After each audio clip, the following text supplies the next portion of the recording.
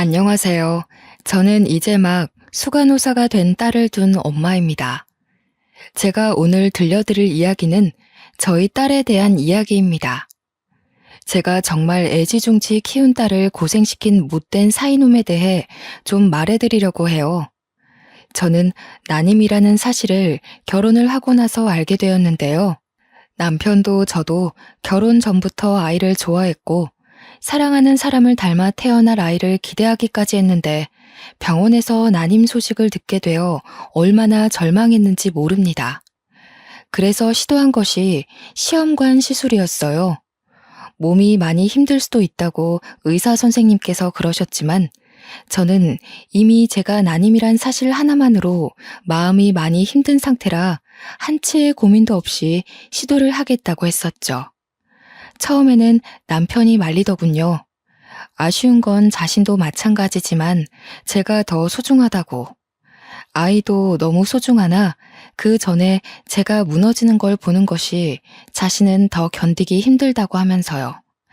하지만 원래부터 결혼을 꿈꿔왔던 저는 아이까지 낳는 것을 제 삶의 행복 중 하나로 상상해왔고, 그땐 젊을 때여서 그런지 꼭 아이를 낳고 싶다는 집념이 좀 강했어요.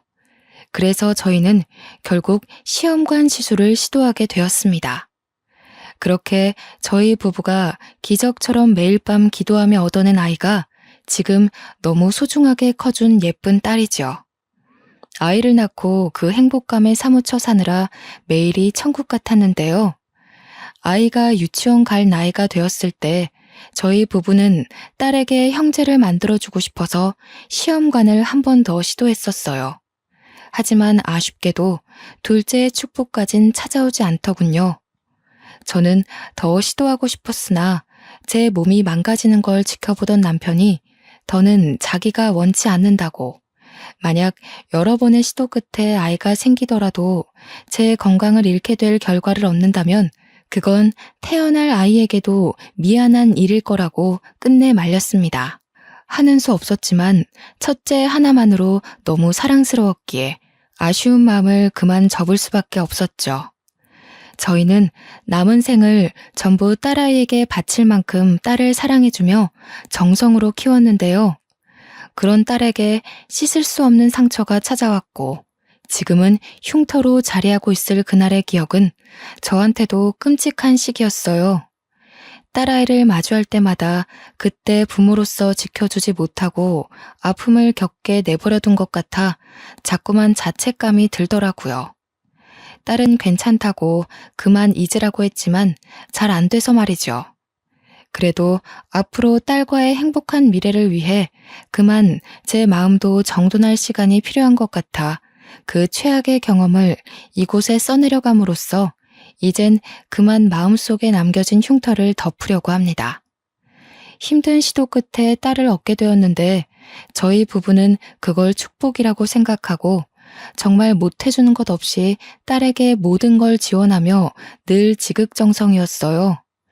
우리가 너무 극성이라 자식 입장에서 오만하고 오냐오냐 클 수도 있었는데 딸은 오히려 더 밝고 올곧게 자라줬고 굳이 공부하라고 독촉도 안 했는데 알아서 학교 일에 늘 충실히 임했습니다. 남들 사춘기라 부모 속 썩인다는 그 시기에도 딸은 오히려 간호사라는 꿈이 생겼다고 고백하더군요.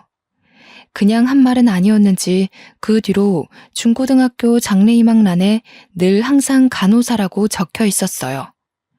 간호사가 되고 싶다는 것도 자신이 의사까진 될 자신이 없었다며 목표를 한 단계 낮춘 거라고 했었는데요. 수간호사까지 되는 게 목표인데 그 이유가 저와 남편을 위해서라고 하는 거 있죠.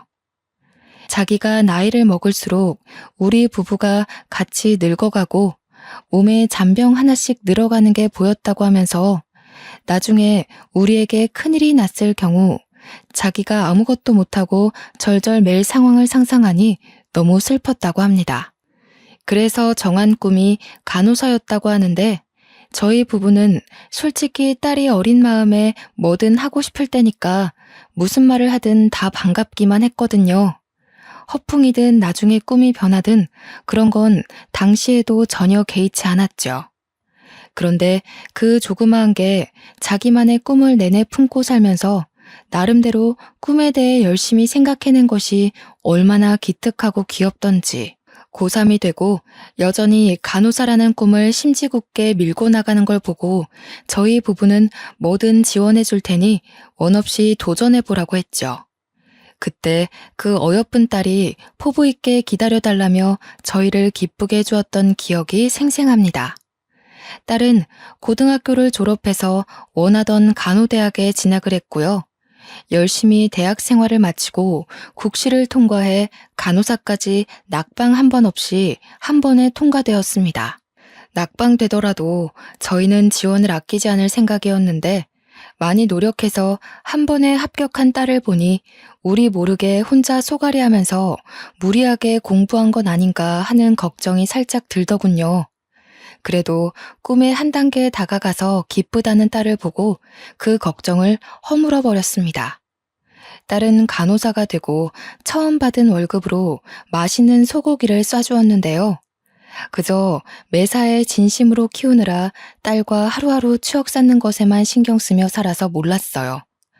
하늘의 축복으로 찾아온 딸이 이만큼 잘 컸구나 싶어서 저랑 남편이 그만 눈물을 보였지 뭡니까. 다시 생각해도 저와 남편은 참 딸한테 극성이었네요. 갱년기라 그랬겠지만 딸을 사랑하는 마음이 그만큼 컸던 저희 부부의 마음이 다들 느껴지실 거라 생각합니다. 딸은 간호사로 만족하지 않고 수간호사가 되는 게 마지막 관문이라며 직장을 다니면서도 노력을 게을리하지 않았어요. 뚜렷한 목표가 있어서 그런지 딸은 학창 시절 때처럼 군말 없이 제 일을 소화해내더라고요. 가르쳐 주지도 않았는데 어쩜 이리 똑부러지는 행동만 하는지 모르겠어요. 그 와중에도 제 걱정은 참 끊이질 않더군요. 학생일 때와 직장인일 때는 스트레스의 결이 다를 텐데 우리 딸이 환자들로부터 받게 될 고충을 자꾸 상상하게 되고 그럴 때면 제 마음이 편치 않았어요. 저도 모르게 그 근심 어린 마음이 한 번씩 새어나가기도 했는데요. 특히 딸의 출근 준비를 도우면서 매일 딸에게 힘들면 언제든지 그만둬도 되니까 죽을 만큼 괴롭고 힘들면 꼭 얘기해달라고 같은 말을 반복했죠. 그때마다 딸은 저한테 참 걱정도 많다면서 오히려 아이처럼 칭얼거리는 저를 달래주곤 했습니다.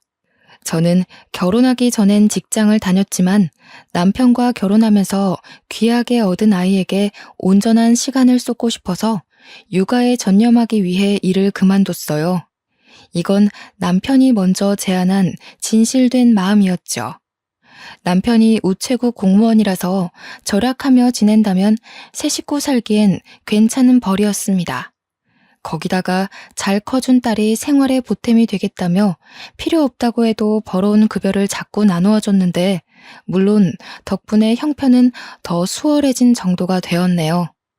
식구들 모두 서로 배려하는 마음이 커서 자신의 일에 노력만 하다 보니 집안 담당은 저, 바깥 담당은 남편과 딸, 이런 식으로 자연스레 역할 분배가 되어 있더라고요.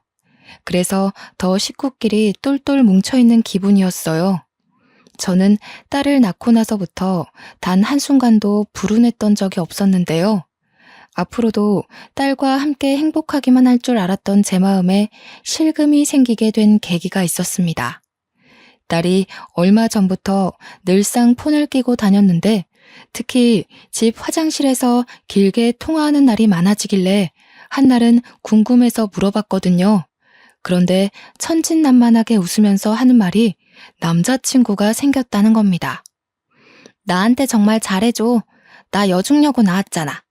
대학 때는 공부하느라 정신 팔려서 연애 같은 건 관심도 없었거든. 근데 지금 남자친구가 나 엄청 좋아해주고 예쁘다고 표현도 많이 해주는데 솔직히 좀 좋아.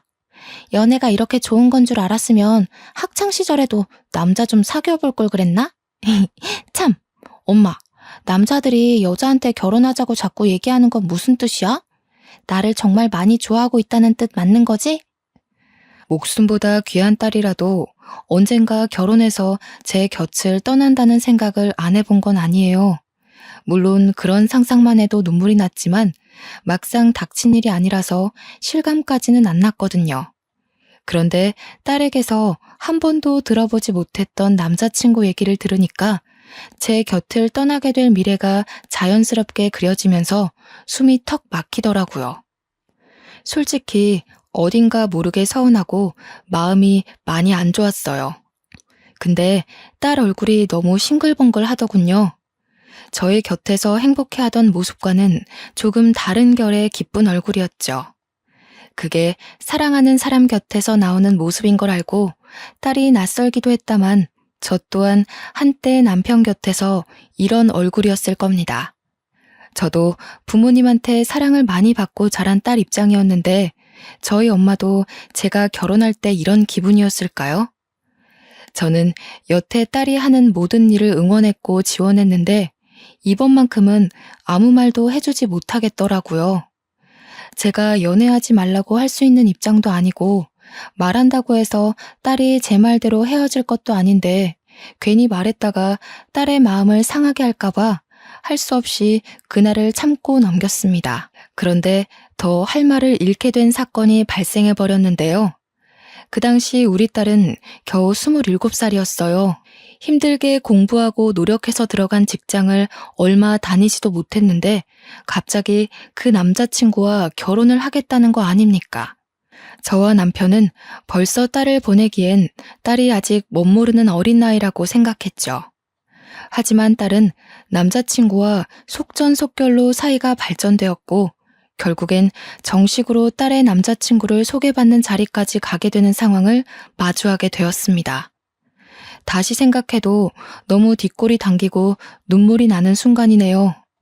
그래도 저는 딸 생각해서 속상한 마음 꾹 참고 딸의 남자친구를 대우해 주었는데 남편 표정은 속마음 그대로 참 착잡해 보이더라고요. 듣고 보니 남자친구는 같은 병원에서 일하고 있는 방사선과 직원이더군요. 일하다가 눈이 맞은 셈이란 걸 직감할 수 있었어요. 그 남자친구는 딸과 동갑인 27살이었는데 그 친구 또한 딸과 같은 시기에 입사한 동기라고 합니다. 그럼 모은 돈도 없다는 소리인데 딸 미래가 걱정되어서 그때 슬쩍 결혼이 너무 이른 거 아니냐고 물었어요. 그러나 제 고뇌는 보이지도 않는지 그저 둘이 좋아서 한시도 떨어지기 싫고 또 이미 전셋돈은 서로 마련했다고 빨리 결혼하고 싶다는 말만 되풀이했죠. 그 모습이 저를 더 걱정하게 만들었어요. 제가 봐도 둘은 부부가 되기에 준비되지 않은 여건이었거든요. 그래서 저도 모르게 꼰대 같은 소리가 나갔는데 결혼 그렇게 쉽게 생각하면 안 된다고 했더니 둘은 역시 이미 단념한 듯 제 충고를 전혀 귀담아 듣지 않았더라고요. 아버님, 어머님, 제가 꽃님이를 정말 많이 좋아합니다. 결혼을 허락해 주신다면 이 자리에서 어떤 내용의 각서라도 망설이지 않고 쓸 수 있어요. 꽃님이 눈에 절대 피눈물 흘리게 하지 않을 거고 꽃님이가 저 때문에 힘들어한다면 기어코 어머님, 아버님께 머리채라도 뜯기겠습니다. 저 그만큼 마음 단단히 먹고 내린 결정이에요. 어머님, 아버님 결정 절대 후회하지 않게 해드릴 자신 있어요. 제 진심 꼭 알아주셨으면 해요. 결국 딸은 결혼을 해버렸고 저희 품을 떠나 신혼집에 들어가게 되었습니다. 며칠은 딸이 너무 그리워서 딸 방을 계속 들락거리며 깨끗이 정돈을 했어요. 그래도 하루에 한 번씩은 꼭 연락하는 딸의 효심 덕분에 아쉬운 외로움을 달랠 수 있었죠. 또 딸과 사위는 시댁보다 친정이 가까워서 친정은 일주일에 한 번씩 꼭 방문을 해주었고 시댁은 격주로 한 번씩 찾았어요. 시간이 흘러도 양가 집에 충실히 역할을 잘 해내고 있고 그런 딸이랑 사위가 생각보다 잘 지내고 있는 것 같아서 슬슬 마음이 놓이더군요. 없는 살림에도 둘이 꼬박꼬박 살림살이를 챙기며 잘 살아보고자 서툴게 경제관리도 하는데 기특하긴 했습니다. 그렇게 시간이 좀 더 지나서야 저는 결혼한 딸의 모습에 적응해가기 시작했죠. 제 품에 있던 어린 딸을 놓아주기까지 근 한 해를 보냈었는데요. 그날 믿을 수 없는 전화 한 통을 받고서 깨달았어요. 저는 딸을 놓아준 게 아니라 놓쳐버린 것이라는 걸. 여느 때처럼 딸 전화를 받았는데 목소리가 너무 안 좋더라고요. 왜 그러냐고 무슨 일 있냐고 하니까 딸이 하는 말이 아직도 제 가슴을 두근거리게 합니다. 남편이 친구한테 속아서 빚이 1억 생겼어. 오늘 내내 남편이랑 싸우다가 잠깐 바람 쐰다고 집 밖에 나왔는데 엄마 생각이 나는 거야. 엄마, 나 이제 어떡해? 아직 1억이 얼마만큼 무서운 돈인지 실감도 안 나는데 이거 큰일 난 거 맞지? 나 무서워, 엄마. 딸의 떨리는 목소리를 듣는데 이게 무슨 날벼락인가 싶었습니다. 1억이라뇨. 1억이 누구 집 개 이름도 아니고 어떻게 하루아침에 1억 빚을 떠안을 수 있단 말입니까? 대체 무슨 말이야? 1억? 도대체 친구가 뭘 어떻게 속였길래 빚이 생겼다는 거야? 엄마는 지금 이해가 안 돼. 어제까지만 해도 너희들 전화 주면서 그런 소리 없었잖아. 어떻게 하루아침에 이런 일이 있을 수가 있어? 내 말이 그 말이야. 고등학교 친구라는데 얼마 전에 오랜만에 연락 와서 술자리 가진 건 알거든. 근데 그 친구가 도박을 해서 돈을 불렸다면서 주식에 투자하는 거랑 비슷한 원리라고 우리 남편을 꼬신 거야. 이 바보 같은 게 사리분별을 못하고 거기에 홀랑 넘어가서 도박에 손을 댔더라고. 그 고등학교 친구와 달리 자기 남편은 돈을 잃기만 했고 친구가 긴 인내 끝에 행복이 찾아올 거라며 이거에서 돈 못 따간 사람 없었다는 말에 사위가 계속 도박을 시도했다는 겁니다. 그래서 생긴 결론이 결국 1억 빚이라네요. 딸은 그 사실을 오늘에서야 들었다고 하면서 저한테 하소연을 내내 했어요. 딸이 우리 형편에 1억이 웬 말이냐면서 망했다고 엉엉 우는데 그 힘들다는 국가시험도 눈물 한 번 흘리지 않고 기쁘게 해냈던 제 딸이 이렇게까지 괴로워하는 걸 들으니까 제 가슴이 더 갈기갈기 찢길 듯 아팠었죠. 이건 참고 있을 수가 없었어요. 저는 당장 딸의 집에 찾아가 사위를 봐야 했습니다. 평소에 저보다 더 딸을 극진히 아꼈던 남편이 이걸 알면 아마 사위에게 손찌검을 할지 몰라요. 딸을 일찍 데려가는 사위가 못마땅하여 결혼식에서조차 사위에게 딸 잘 봐달라고 축하 인사 한마디 안 했던 사람이거든요. 그래서 남편한테는 말할 엄두가 안 나서 못하고 저 혼자 몰래 딸의 집에 찾아갔죠. 도대체 이게 다 무슨 일이란 말인가? 내가 그 소리 듣는데 얼마나 심장이 철렁 내려앉았는 줄 알아? 도박이라니. 그게 어떤 건지 몰라서 함부로 손을 댔단 말이야? 한 가정의 기둥이 되었으면 그런 철딱서니 없는 생각은 해선 안 되지. 죄송합니다, 장모님. 저도 제가 죽을 죄를 진 거 잘 알고 있어요. 정말 면목 없습니다. 잘못했어요. 무슨 일이 있어도 제가 다 해결할게요. 꽃님이한테 피해가는 일 절대 없게 할 거고요. 상황 커지기 전에 다 제자리로 돌려놓겠습니다. 걱정 말고 기다려주세요. 정말 죄송합니다, 장모님. 사위도 마음고생이 많았는지 제 앞에서 무릎 꿇은 채로 막 우는데 속이 너무 터졌지만 거기다가 대고 더는 화를 낼 수가 없더군요. 100번 이해해서 자기는 뭐 이렇게 빚이 생길 줄 알고 그랬겠습니까? 다 우리 딸이랑 풍요롭게 잘 살아보고 싶어서 돈을 불리려고 했을 텐데 참 그 마음만큼은 갸륵하잖아요. 또 사위가 아직 어려서 그런 불법적인 방법으로 돈을 벌면 인생의 쓴맛을 보게 될 거란 것도 아직 안 겪어봤으니 저질러버린 실수가 아니겠어요. 이미 우리 딸과 일생을 보내야 할 동반자가 된 사위를 여기서 더 꾸중해봤자 식구인 건 변함없고 계속 보고 살아야 하는데 이렇게까지 사정하며 용서를 구하는 사위를 보니 이건 이거대로 마음이 안 좋더라고요. 결국 스스로 해결하겠다는 사위의 말을 한번 믿어주기로 했습니다. 그렇게 며칠이 지나고 딸의 몰골은 갈수록 피폐해져 갔어요. 사위의 빚을 같이 갚느라 그렇잖아도 알뜰히 살던 살림을 아끼는 바람에 끼니도 제대로 못 챙기고 있더라고요. 제가 속상할까봐 저한테 말도 못하고 끙끙 앓았던 것 같은데 딸이 한날 전화와서 엄마 정말 미안한데 반찬 좀 줄 수 있겠냐는 그 말에 전전긍긍하고만 있던 제 억장이 다 무너졌습니다. 저는 남편 출근한 시간에 몰래 반찬을 만들어서 딸집 냉장고에 넣어놓고 오길 반복하며 지내는 지경까지 왔죠. 사위가 혼자 해결하겠다고 신신당부했다만 부부로서 그걸 두고 볼 수 없었을 딸의 마음이 이해는 갑니다. 그렇기 때문에 딸도 자기 돈을 사위에게 퍼부어가면서 이렇게 밥도 못 먹고 지낼 수밖에 없었겠죠. 이때까지만 해도 저는 사위의 모자란 행실을 참으려고 노력을 많이 했었어요. 1억이 너무 큰 돈이라서 한 방에 해결될 수 없는 걸 알고 있고 또 사위가 내내 애쓰고 있을 테니까요. 알고 보니 시댁은 이 사실을 모르고 있는 것 같더군요. 사위가 자기 짓이 창피하여 말하지 않았답니다. 원래는 저한테도 밝힐 생각 없었는데 딸이 상의도 없이 제게 전화를 하는 바람에 이렇게 됐다고 하네요. 할 수 없이 저만 제 선에서 딸과 사위를 도우며 나름대로 노력했어요. 문득 딸에게 미안하더군요.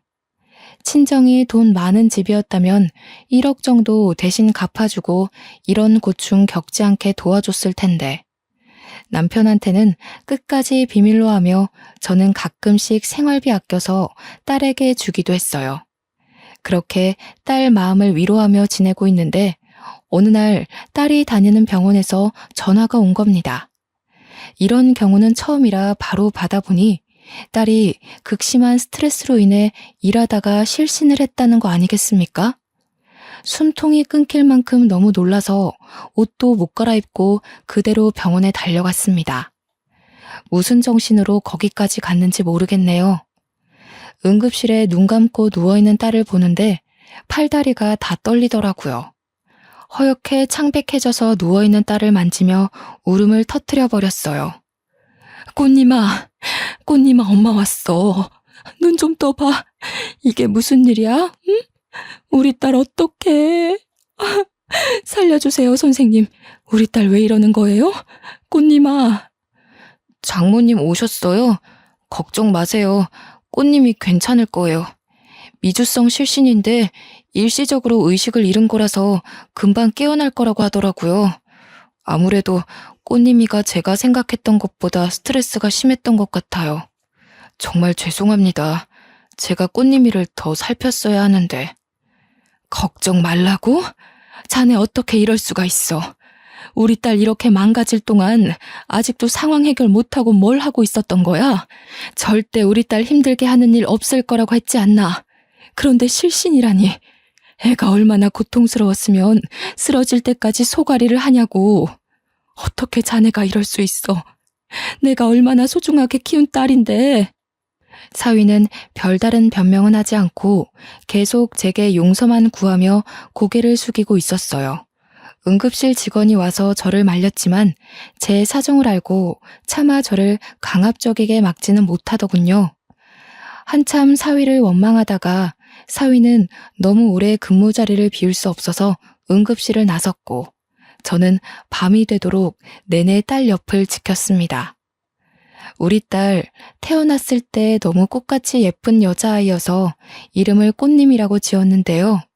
꽃처럼 예쁘게 웃는 날만 많았던 우리 딸이 이렇게 다 죽은 사람처럼 누워있는 걸 보는데 정말 정신 부여잡기가 너무 힘들더라고요.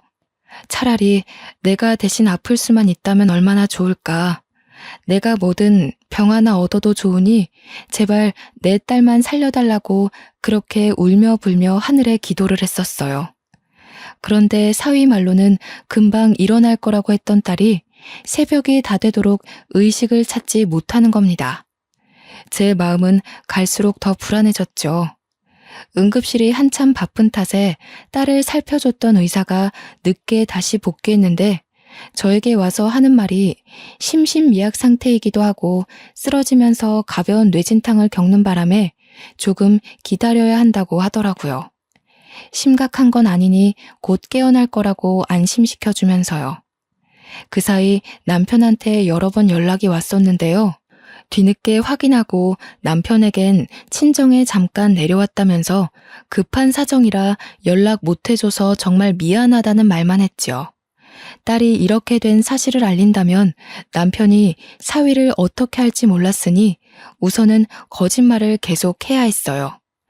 하지만 제 남편은 참 좋은 사람이에요. 연락도 없이 사라진 제게 화 한 번 안 내면서 조심히 다녀오라고만 하더라고요. 저는 딸한테라면 돈 쓰는 걸 아끼는 사람이 아니기에 날이 밝자마자 1인 특시를 수속받았고 딸이 깨어나길 극진히 보살폈습니다. 사위도 일하면서 중간에 종종 병실을 들리더군요. 장모님도 쉬셔야죠. 집에서 옷이라도 갈아입고 한숨 주무시고 오세요. 꽃님이는 제가 계속 들여다보고 있을게요. 장모님, 지금 이틀째 이러고 계시잖아요. 이러다 정말 큰일 나세요. 장모님까지 쓰러지시겠어요. 됐네. 우리 딸이 이렇게 누워있는데 내가 어떻게 편히 발 뻗고 자겠어. 우리 딸은 며칠째 편하게 자지도 못하고 밤새 앓았을 거 아닌가. 이렇게 여린애가 몸져 누울 정도로 괴로워하고 있는데 내가 못 자고 못 먹는 게 문제야? 꽃님이만 다시 일어날 수 있으면 나 아픈 것 정도는 아무것도 아니야. 제가 장모님한테까지 몹쓸 짓을 하고 있는 것 같아서 죄송해서 그래요. 그렇지 않아도 꽃님이 힘들게만 하고 있는데 장모님까지 보살피지 못했다는 걸 알면 꽃님이는 더 힘들 거예요. 저 장모님한테도 꽃님이한테도 정말 좋은 남편, 좋은 사위로 돌아가려고 피나게 노력하고 있어요. 제발 더 이상 제가 나쁜 놈 되지 않게 부탁드려요. 사위 꼴이 보기 싫어서 꽃님이 곁에만 있었는데 사위의 말에서 사위도 나름대로 고생 중이었다는 걸 뒤늦게 자각했어요. 돌아보니 사위 꼴은 우리 딸과 다르게 윤기나고 좋았다만 그 처진 어깨와 주눅든 얼굴에서 고충이 느껴지더군요. 할 수 없었죠. 사위 말대로 꽃님이가 깨어나면 제 몰골에 걱정할 테니 결국 사위 뜻대로 자리에서 일어날 수밖에 없었어요. 사위한테는 씻고만 오겠다고 한 뒤 집으로 돌아왔습니다. 저는 정말 씻고 옷만 갈아입고서 다시 딸에게 향했어요. 딸이 아직 의식도 못 찾고 있는데 어떻게 집에서 발 뻗고 자겠습니까? 언제 일어날지 모르는 딸에게 붙어있는 것이 한시라도 급했어요. 택시를 타고 와서 바로 병실을 가는데 그때 마침 사위가 1층 로비를 가로질러 어디로 가고 있더라고요. 일이 바쁜가 보다 하고 제 갈 길을 가려는데 사위가 근무지가 아니라 비상구로 뛰어가는 겁니다. 비상구에 저리 급히 갈 일이 뭐가 있지 싶더군요. 참 신기하게도 그땐 이상하리만큼 찜찜한 기분이 들었어요. 그래서 딸을 잠시 뒤로 하고 사위를 쫓아갔죠. 그런데 세상에나 사위의 모습은 보이지 않지만 목소리가 딱 우리 사위인데 웬 여자 목소리도 겹쳐 들리대요? 자세히 들어보니 그 정체 모를 여자랑 같이 꽁냥대는 소리가 나는 거 아닙니까? 장모님은 진작 보냈지. 갑자기 촬영 마친 환자 엑스레이 좀 다시 보내달라고 해서 그거 처리하느라 늦었어. 미안해. 많이 기다렸지. 계속 서 있었어? 다리 아프면 주물러 줄까? 괜찮아. 근데 자기 와이프는 아직 별 차도 없어? 가벼운 뇌진탕이라고 했다면서. 알고 보면 심각한 거 아니야? 아, 그럼 어떻게 되는 거지? 자기한테 문제 생기는 건 아니야? 아직 일어나진 않네. 내가 물리적 해를 가한 것도 아니고 지 혼자 쓰러져서 뇌진탕 걸린 건데 내 문제로 치부 못하지. 그래도 이런 날이 있으니까 우리가 이렇게라도 만나잖아. 꽃님이한테 한번 들키고 나서는 걔가 우리 둘을 얼마나 주시하고 있는지 알아? 특히 집에 가면 엄청 숨 막혀. 와이프가 돼가지고 남편을 못 잡아먹어서 안달인가 봐. 부부는 그렇게 집착하면 오래 못 가는데. 자기는 그런 사람이랑 왜 결혼했어? 예쁜 것도 아니던데. 걔도 착했어. 근데 내가 돈 문제로 골치 아프게 하니까 인성이 싹 돌변하더라고. 틈만 나면 싸움을 거는데 무슨 황소 보는 줄 알았다니까. 내가 너처럼 얼굴도 마음도 예쁜 애랑 결혼했어야 하는데 왜 너를 이렇게 늦게 만났는지 모르겠다. 늘 말하지만 넌 진짜 내 은인이야. 너 아니었으면 1억 빚 때문에 아직도 허덕였을걸? 나야말로 실신했을지도 모르지. 아이 참, 부끄럽게. 그럼 자기 와이프는 1억 빚 갚아진 것도 모르고 계속 자기한테 돈 퍼다 주고 있는 셈인 거네? 자기 왜 이렇게 똑똑해? 진짜 똑똑하게 돈 번다. 그래서 나한테 선물도 많이 해줬던 거구나? 당시 제가 무슨 말을 듣고 있는지 심장이 너무 떨렸어요. 듣자 하니 딸이 끝내 쓰러진 결정적인 이유는 1억의 빚 때문이 아니었더라고요. 사위가 바람이 났는데 우리 딸은 그걸 알고도 한 번 용서해준 상태였고 심지어 그 1억의 돈을 저 상간녀가 집에서 돈을 받아와 갚아줬는데 딸은 그것도 모르고 아직도 사위에게 돈을 바치고 있는 상태라는 거죠. 우리 딸이 이 두 년놈 때문에 망가졌다는 걸 알고 나니 저는 더 이상 참을 수가 없었어요. 앞뒤 상황 생각하지 않고 소리를 내지르며 당장 올라갔어요. 사위가 저를 보자마자 중심을 휘청할 정도로 놀라더군요. 이 썩을 놈이, 이런 쓰레기 같은 놈이 우리 딸 저렇게 만들어 놓은 줄도 모르고, 이 처죽일 놈, 내가 그동안 사위라고 봐주고 있었던 세월이 얼만데 이 정도로 형편없는 잡놈인 줄도 내가 돈까지 보태주고 있었더니 뭐가 어쩌고 어째? 바람까지 피면서 나랑 우리 딸을 감쪽같이 속여? 저는 거의 이성을 잃고서 그 자리에서 사위를 개패듯이 팼습니다. 당황해서 맞고만 있던 사위가 뒤늦게 상황을 보았고 상간녀 앞에서 자신의 체면 구겨지고 있으니 짜증이 났나 봅니다. 제가 누군지도 잊은 건지 저를 사정없이 밀어버리는 바람에 저는 저항 한번 못하고 계단에서 굴러 떨어졌어요. 다행히 많은 계단은 아니라서 저는 가벼운 타박상만 있었죠. 사위는 지가 저질러 놓고도 놀라서 멍청하게 서 있더라고요. 의사였던 상간녀는 굴러 떨어지는 절 보자마자 이미 도망을 갔고요. 이런 놈들이 병원에서 환자를 돌보고 있는 치료인이라니 참 어처구니가 없었습니다. 결국 사위도 상간녀 따라 도망을 쳐버렸고 저는 근처 지나가던 간호사가 부축해줘서 일어날 수 있었죠. 응급실에 가서 응급조치를 받다가 남편의 한 번 더 연락이 와서 결국 저는 남편을 불렀습니다. 그리고 사위와 있었던 모든 일들, 딸의 상태, 딸이 쓰러진 이유를 전부 남편에게 전달했어요. 화가 머리끝까지 뻗친 우리 남편은 사위가 자신의 전화를 받지 않자 응급실 직원에게 부탁해 사위를 호출시키더라고요. 방금까지 제 걱정을 하던 남편이 180도 돌변한 모습으로 분을 분출하는데 제가 다 겁이 났어요. 나중에 사위가 응급실로 내려왔고 사위는 우리 남편을 발견하자마자 놀라서 굳어있더군요. 그때 남편은 사위를 보고 눈이 뒤집히며 빠르게 다가갔고 바로 뺨싸대기를 날려버렸습니다. 그 엄청난 행동에 놀라서 환자고 직원이고 모두 시선이 집중되었죠. 이 천박한 놈이 감히 내 딸이랑 아내한테 손을 대? 도박에 빚까지 진 것도 모자라. 뭐? 그깟 의사 딸이랑 바람을 폈다고? 그러면서 지금 그 뻔뻔한 낯짝을 쳐들고서 날 보고 있는 거야? 어디서 이런 버러지 같은 게 우리 딸 인생에 끼어들어서는. 오늘 자네 죽고 나 죽는 줄 알아. 사위는 남편에게 겁을 먹고 그저 하루 강아지처럼 벌벌 떨고만 있었어요. 저도 남편의 이런 호랑이 같은 모습을 오랜만에 보는 거였거든요. 옛날에 연애 시절 폭행당하는 택시기사를 구해준다고 가해자에게 덤벼든 남편이 불같이 화를 내며 쏘아붙이는데 저까지 무서웠던 기억이 떠오르네요. 그러고는 한 번도 보지 못했던 모습인데 사위라고 이렇게 무서운 제 남편을 마주한 적 있었겠습니까? 둘은 잘 만나지도 않았는걸요. 장인어른, 그게 아닙니다. 오해세요. 일단 진정하시고 제 말을 좀 들어보세요. 장모님한테 어떤 말씀을 들으셨는지 모르겠는데요. 아닙니다. 절대 아니에요. 그 주둥아리 뭉개버리기 전에 입 다물고 있어. 저기 선생님, 그 여자 의사 한 번만 불러주소. 내가 오늘 이놈이랑 그 아가씨까지 전부 싸잡아 죽여놓으려니까. 선생님, 콜 한 번만 부탁합니다. 남편의 고성에 다른 직원들이 뒤늦게 와서 남편을 말렸으나 우리 사정을 알고 하나둘 지켜보기 시작하더라고요.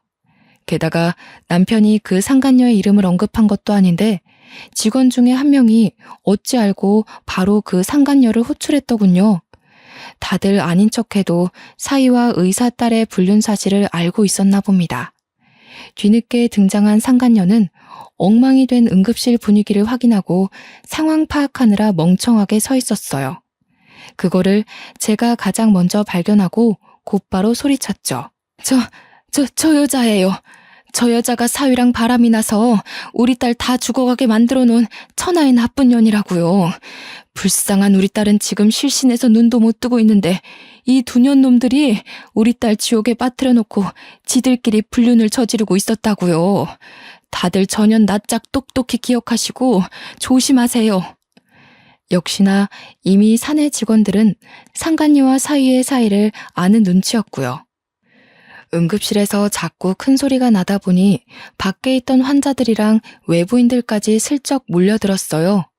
결국 경찰이 오는 지경이 되었고 사위는 이때다 싶어서 삿대질까지 하며 당장 끌고 가라고 이미 자기 장인어른을 남 취급하는 겁니다. 경찰이 남편을 연행하려고 하자 저는 안 된다고 소리치며 침상에서 내려오려고 했어요. 그때 갑자기 사위가 뺨을 후려맞았고 한 번 더 쫙 째지는 소리가 주의를 집중시키게 만들었는데요. 그건 바로 딸의 소행이었습니다. 경찰 선생님, 이 사람 좀 데려가 주시겠어요? 조사받아야 될 사람은 저희 아빠가 아니라 바로 이놈이거든요. 얼마나 더러운 짓거리를 하고 다녔는지 제가 증언할 게 많아요. 아마 벌금 엄청 때리셔야 될 겁니다. 당신 미쳤어? 머리 다치더니 어떻게 된 거야? 지금 장인어른이랑 장모님이 나 피해주고 있는 거 안 보여? 여기 사람들이 다 목격자야. 내가 장인어른한테 싸대기 맞은 거 다 봤다고. CCTV도 있고. 그러니까 이런 식으로 어이없게 나오면 나 합의 얘기 나와도 안 봐주는 수가 있어. 앞뒤 상황 모르면 얌전히 입 다물고 빠져있어. 말 잘했네. 합의? 범죄자가 감히 합의할 게 있나? 당신이야말로 불법 도박에 불륜해 내가 받은 정신적 피해로 모자라 우리 엄마를 계단에서 밀었잖아. 지 수준도 모르고 아빠한테까지 폭언을 일삼는 개자식 주제에 뭐? 피해자 소리가 잘도 나오나 봐? 낯짝 두껍다. 참, 나 실신한 틈 타서 바로 의사 딸이랑 붙어먹은 거 모를 줄 알았어? 당신 지켜보는 눈이 나 하나였을 것 같아? 알고 보니 저 상간녀는 아빠가 여기 대학병원 과장급 의사인데 1억 정도는 쉬운 금수저라고 하대요. 저 상간녀에 대한 안 좋은 소문은 이미 이 병원에서 유명하더라고요. 어린 나이에 지아빠 백으로 병원 들어오고 힘든 수술은 다른 의사한테 넘기고 편한 것만 하려고 하고 여자 간호사들한테 히스테리 심하게 부리면서 남자 간호사한테는 살랑살랑 꼬리쳐서 직원들 사이에선 한참 이미지 박살난 의사더군요. 다들 똥이 더러워서 피하자 이러면서 쉬쉬하고 있는데 최근에 보는 눈 없는 우리 사위랑 연애를 시작했던 겁니다. 멍청한 사위가 지 동료한테 의사랑 연애한다고 자랑을 하는 바람에 방사선과의 소문이 쫙 퍼졌고 발 없는 말이 천리 간다고 그 소문이 간호과까지 퍼져서 우리 딸이 뒤늦게 알게 된 사실이라고 하더라고요. 딸이 착실하게 지냈던 탓에 사위의 부정행위를 목격해준 직원들이 많았는데요. 사위가 되도 않는 말을 더 뻥끗하기 전에 이미 몰려든 몇몇 직원들이 임모와 하나둘 증언해주기 시작하는 거 아니겠어요? 다 우리 불쌍한 딸의 편이 되어주는데 많이 든든했습니다. 응급실에서 경찰까지 등장하고 큰 난리가 나자 주변에 있던 환자들은 수군대기만 하던 소리를 높이더니 대놓고 사위를 욕하기 시작했어요. 세상에, 저 방사선사가 이 병원 의사랑 바람을 폈다네? 근데 지금 완전 다 들켜서 장인어른한테 맞고 있는 거요? 이러면서 아는 사람한테 전화까지 하더라고요. 사위는 한순간에 그 작은 공간 내에서 수많은 사람의 관역이 되었고 딸은 그 자리에서 바로 이혼을 요구했습니다. 근처 아주머니들이 완전히 몰입해주는 바람에 오히려 저는 아픈 입을 아낄 수 있었어요. 막 잘했다면서 참고 살지 말라고 어디 젊은 남자가 이 대낮에 바람을 피우냐고 상간녀한테도 손가락질하고 지옥에나 떨어져라, 피눈물이나 흘려라 하면서 온갖 저주스러운 말을 하는데 당연히 전 말릴 생각이 없었죠. 그 순간 병원 내에선 사위의 이미지가 순식간에 퍼졌고요. 우리 남편은 정당 방위로 풀려나고 사위는 저를 계단 밑으로 밀어서 다치게 한 혐의가 들통나 상해죄로 경찰에 잡혀갔어요. 그 후 경찰에서 계단에 설치된 CCTV를 보고 빠르게 구속 처리하고 그 와중에 딸은 경찰에게 사위가 불법 도박 사이트를 이용 중이라며 진술을 해 사위는 2차 조사까지 들어갔다고 하더라고요.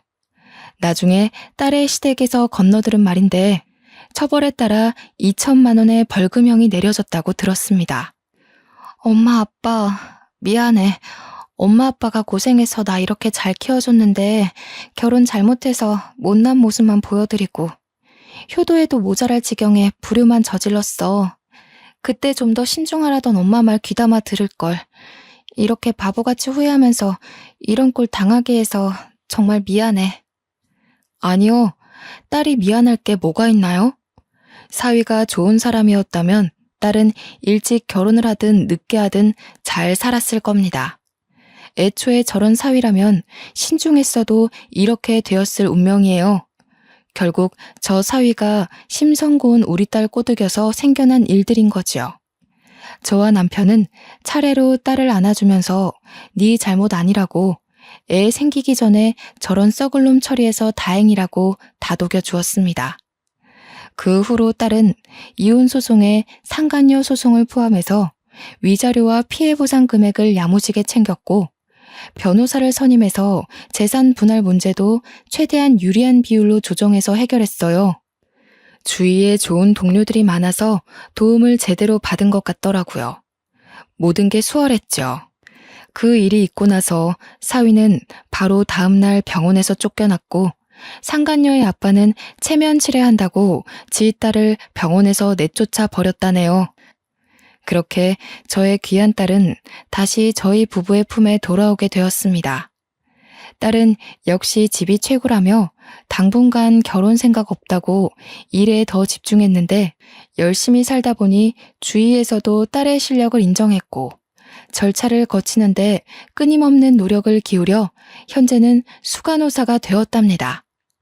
딸 나이치곤 꽤 빠른 편에 속하는 진급이라고 했어요. 너무 기특해서 눈물이 나더군요. 마음의 상처 때문에 일에 더 집착하면서 실패한 결혼 생활이 있는 것 같길래 걱정이 되었는데 수간호사의 꿈을 이뤘다며 우리를 지켜줄 수 있게 되었다고 기쁘게 안겨오는 딸을 보니 괜한 근심했다 싶었어요. 살면서 딸에게 아픔 같은 건 최대한 겪게 해주고 싶지 않았는데 생각보다 딸이 건강하게 상처를 회복하고 있는 걸 보니 정말 이젠 다 컸구나 싶기도 했고요. 그래도 아직 제 눈에는 여전히 보살펴주고 싶은 어여쁜 아기로만 보이긴 하네요. 일찍부터 큰 불운을 겪었으니 앞으로는 꽃길만 계속 걸었으면 좋겠는 게 장걱정 많은 이 엄마의 마음이랍니다.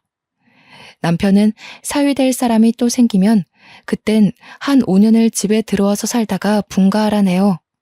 사위 될 사람을 자기가 꼼꼼히 봐야겠다면서 조금이라도 딸을 존중하지 않는다면 아웃이라면서요. 역시 남편은 저보다 훨씬 딸바보예요. 우리 딸 꽃님이라는 이름처럼 정말 꽃같은 인생을 살도록 앞으로 저는 계속 딸의 내조에 최선을 다할 거고 여태 줬던 사랑보다 무한한 사랑을 배로 줄 생각입니다. 다들 제 사연 어떠셨나요? 제 이야기가 조금 공감되고 같이 화도 나고 그러셨을까요? 만약 사랑스럽기만 한 우리 자녀들이 이런 몹쓸 짓을 당한다면 어느 부모라도 저희 부부처럼 나섰겠죠? 애들이 아무리 성인이 되었다고 해도 부모 눈에는 그저 여전한 아기잖아요.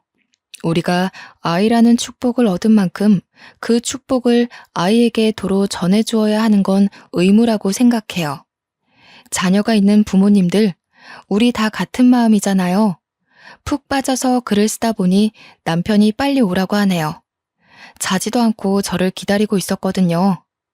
남편 내일 출근해야 돼서 그만 글을 마무리해야겠어요. 그 전에 딸 방에 한번 들려서 얼굴 도장도 찍고 자야겠습니다. 그럼 다들 평안한 밤 되세요.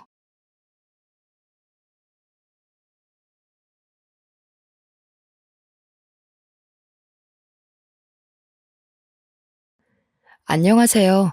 저는 올해로 41살이 되었고, 일찍이 인생의 쓴맛을 알아버린 이혼녀입니다.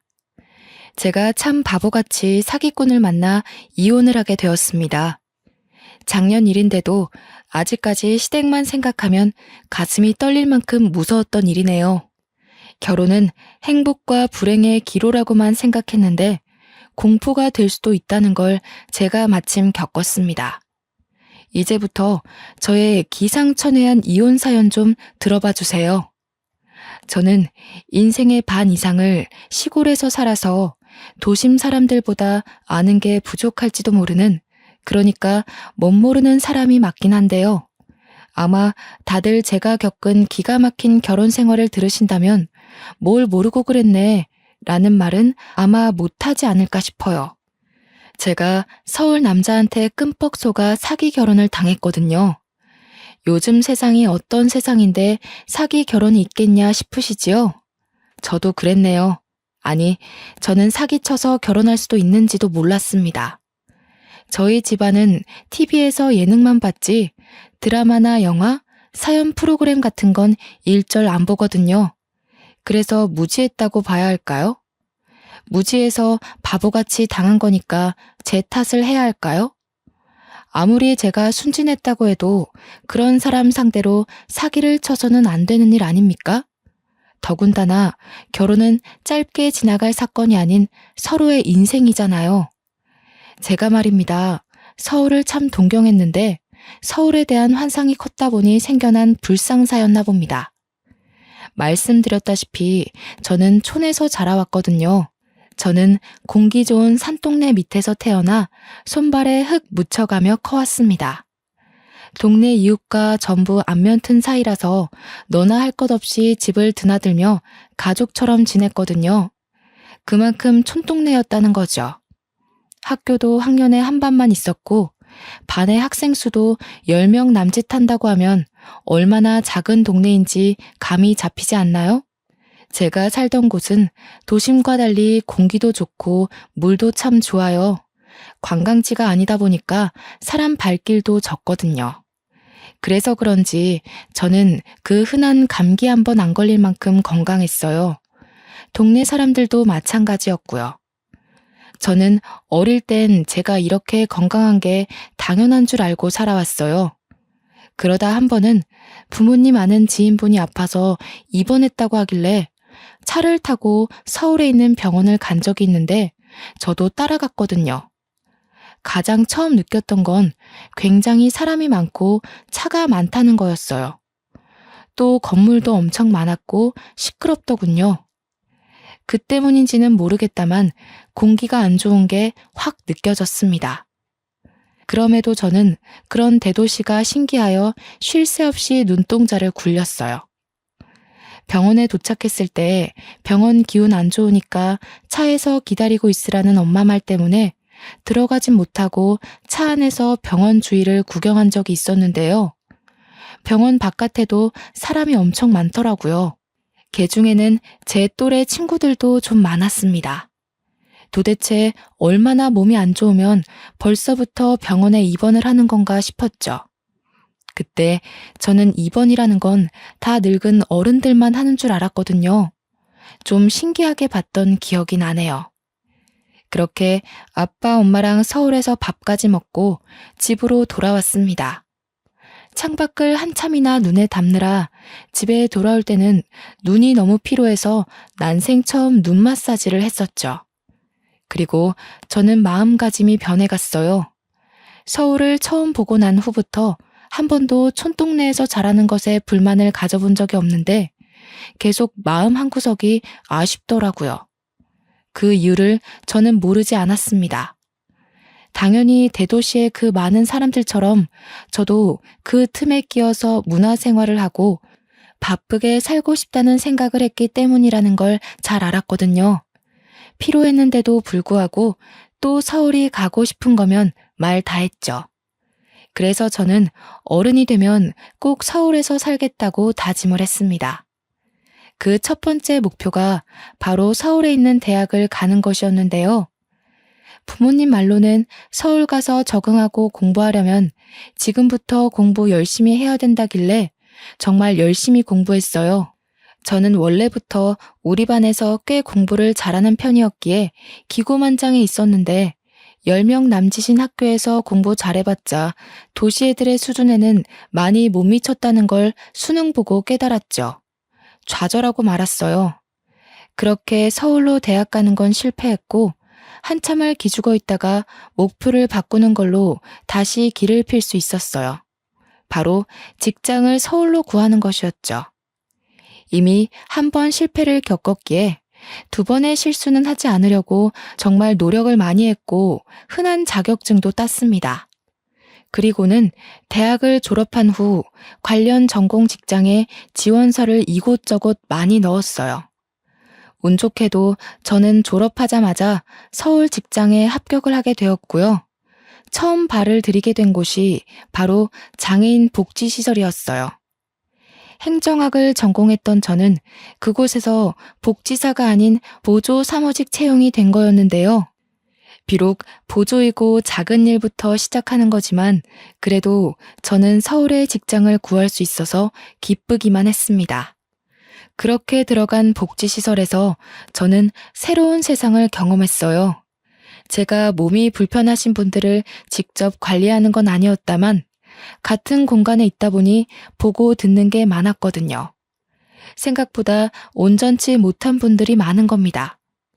겨우 하나의 구에 소속된 작은 시설임에도 이렇게 수많은 장애인 이용자들이 있다는 게 그땐 좀 놀라웠죠. 신체 장애뿐만 아니라 지적 지체, 시각장애, 청각장애, 자폐, 안면 등 부류가 참 많기도 했어요. 아프고 불편한 사람들은 생각보다 많고 그렇다 보니 병치레 없이 건강하게 다니는 바깥의 비장애인 분들은 정말 운 좋은 삶을 살고 있는 거더라고요. 한 번은 그런 생각이 들었어요. 실례일 수 있겠다만 장애인 분들을 보면서 제가 여태 감기 한 번 안 걸리고 건강하게 살 수 있는 것이 문득 감사했다는 거죠. 그러면서 동시에 드는 마음은 제가 할 수 있는 선에서 최대한 도와드리고 어울리고 싶다는 생각이었어요. 차라리 복지사가 될 걸 그랬나 싶을 정도로 장애인분들에게 베풀고 싶은 제 마음은 진심이었습니다. 저는 복지사도 아닌데 복지사분들이 하는 행동거지를 혼자서 어깨 넘어 배운 뒤에 이용자들과 금방 친해졌어요. 그게 같이 일하는 동료 직원들 눈에도 보였나 봅니다. 저를 좋게 봐주셔서 모두와 빨리 친해질 수 있게 되었어요. 복지사분 중에서는 저와 같은 또래의 씩씩하고 싹싹한 남자분이 계셨는데요. 제가 바로 이분을 보고 배워서 시설 이용자들과 친해진 거였어요. 그 사람이 미래의 제 남편이 될 줄은 몰랐네요. 이때만 해도요. 그때 남편은 다른 복지사들 중에서도 유독 장애인들 관리에 참 능숙했습니다. 보면서 저도 저렇게 몸 불편한 사람들을 편견 없는 시선으로 보면서 도움을 주는 데에 적극적인 사람이 되고 싶어 남편을 더 유심히 봤는데요. 그게 좋아하는 마음으로 연결될 줄 누가 알았겠습니까? 시설이 좀 작은 규모라서 몇 없는 동료들과 더 친해지기 쉬웠는데 남편은 원래도 밝은 성격인지 신입이라 잘 모르는 저를 위해 처음부터 많이 알려주더군요. 남편과 말을 섞을 기회가 점점 늘어났습니다. 한날은 제가 촌에서 왔다니까 남편이 그 동네 공기 좋지 않냐면서 자기도 한번 놀러 갔었는데 너무 좋았다고 우리 동네 칭찬을 막 해주는 겁니다. 원래 그렇잖아요. 외국인이 한국에 관심 주고 좋아라 해주면 그 외국인에게 마음이 열리는 것처럼 저는 남편이 더없이 좋아졌죠. 저는 남편의 친절에 적극 보답하며 제 마음을 계속 표현했어요. 특히 남편이 직업에 임하는 마인드가 참 존경스러웠는데 일하는 남자가 멋있다는 게 이런 거구나 싶더라고요. 이수 씨, 장기기증이라고 들어봤죠? 제가 그걸 성인이 되고 바로 신청했거든요. 나중에 죽으면 제 몸 바쳐서 이렇게 불편하신 분들 도움드리고 싶어서요. 다들 나중에 마음 바뀌네 마네 그런 소리 하면서 후회할 거라는 말도 종종 들었는데 저는 아직도 그때 한 결심에 변함이 없어요. 이미 저한테는 10년도 넘은 일이잖아요. 여전히 여기 이용자분들 보면서 장기기증에 대한 뜻을 품고 살아요. 저로 인해 많은 사람들이 새 삶을 얻을 수 있다면 얼마나 기쁠까? 그 생각이 일하는 원동력 중 하나이기도 해서요.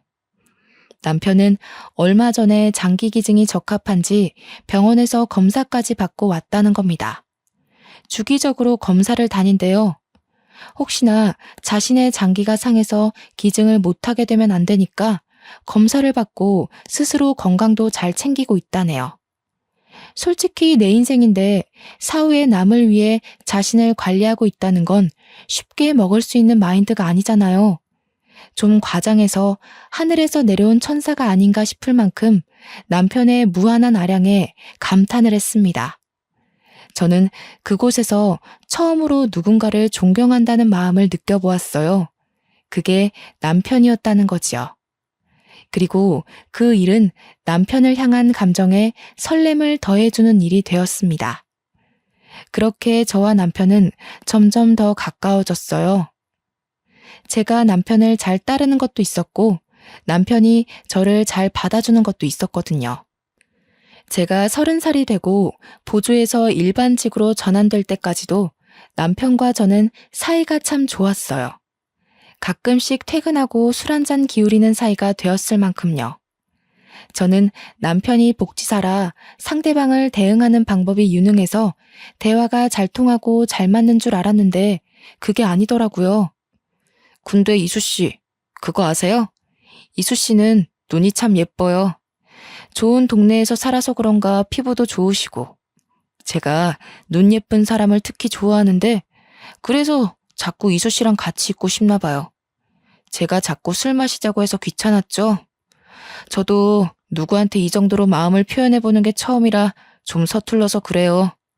아무래도 좋아하는 사람 앞에서는 다들 그럴 테니까 좀 이해해줘요. 느닷없이 술 먹다가 고백을 하는데 그 당시 몇 잔 기울인 것도 아니었거든요. 그런데 저랑 같은 마음을 표현해주니까 제가 안 넘어가고 버틸 수가 있나요? 연애를 몰랐던 저는 남편이 해주는 칭찬에 특히나 더 크게 흔들렸고 아주 자연스럽게 저희는 연애를 시작하게 되었습니다.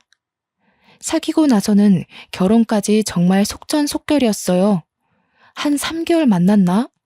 남편이 빨리 결혼해서 매일 얼굴 보며 지내고 싶다고 조르는 날이 많아지더라고요. 결혼이 연애처럼 쉽게 결정할 일은 아니니까 좀 겁이 나긴 했는데 저도 남편이 너무 좋아서 매일 같이 있고 싶었어요.